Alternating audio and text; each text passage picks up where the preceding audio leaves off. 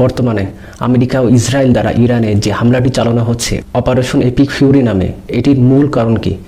এটির মূল কারণ হচ্ছে ইরানে যে ইসলামী শাসক ব্যবস্থা চালু রয়েছে সেটাকে উৎখাত করা। ইরানের পাওয়ার কি? ইরান হচ্ছে পৃথিবীর অন্যতম তেল উৎপাদনকারী শক্তিশালী একটি দেশ। আবার তাদের কাছে আছে হরমুজ প্রণালী। এছাড়াও তাদের রয়েছে ইউরেনিয়ামের একটি সমৃদ্ধ, আবার তারা পারমাণবিক শক্তিধর একটি দেশ। 1974 সালে ইরান ছিল আমেরিকা ও সৌদি আরবের পর তৃতীয় সর্বোচ্চ তেল উৎপাদনকারী একটি দেশ। কিন্তু 1979 সালে যুক্তরাষ্ট্র যখন তাদেরকে একটি স্যাংশন দেয়, তারপর তার একটি বড় ধরনের ধাক্কা খায়।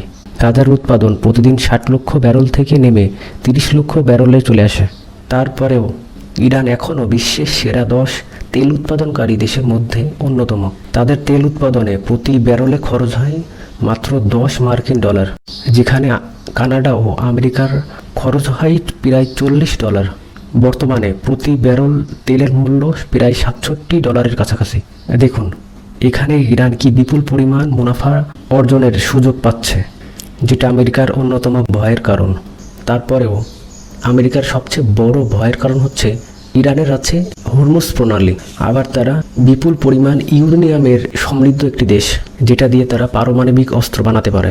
এসবের কারণে যুক্তরাষ্ট্র সহ অন্যান্য বিভিন্ন দেশ তাদেরকে এখন হুমকি মনে করছে। ইরানের ওপর পারমাণবিক ও ইউরেনিয়ামের ব্যবহারের বিভিন্ন স্যাংশন দেওয়ার পরেও তাদের ঘুম হচ্ছে না।